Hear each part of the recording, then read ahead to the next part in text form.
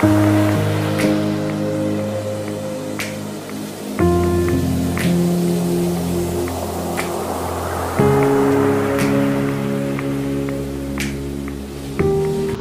সমুদ্র সৈকত বাংলাদেশের চট্টগ্রাম সীতাকুণ্ড উপজেলার নদীর মোহনায় অবস্থিত।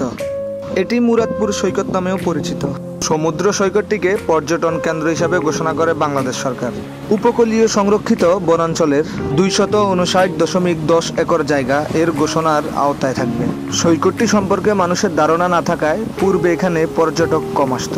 চলুন আজকে আমি গুলিয়াখালী সমুদ্র সৈকত আপনাদেরকে ঘুরে দেখাবো।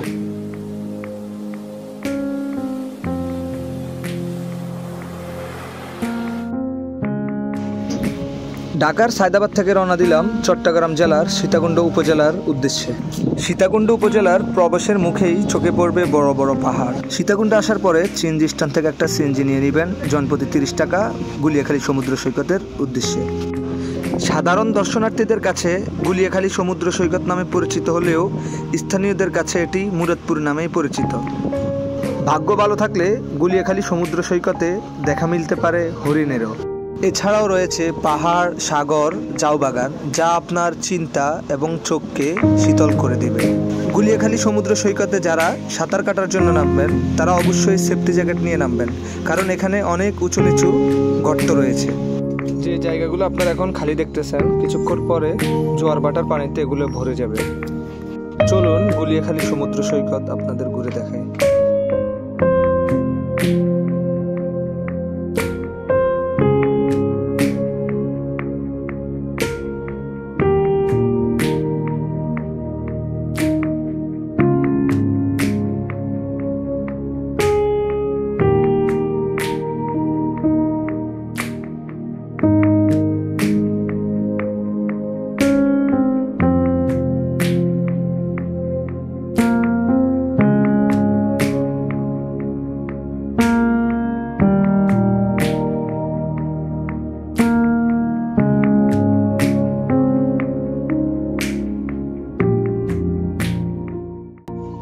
অনেক দূরে পানি ছিল কিছুক্ষণ আগে, এখন জোয়ার ভাটার কারণে পানিগুলো আবার উপরে উঠতেছে। ওই যে গাছগুলো দেখতেছেন সেখানে পানি ছিল।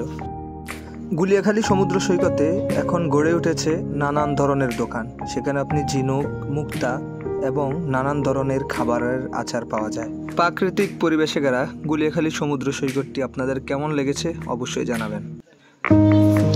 বন্ধুরা, ভিডিওটি ভালো লেগে থাকলে লাইক, কমেন্ট, শেয়ার এবং সাবস্ক্রাইব করে দেবেন।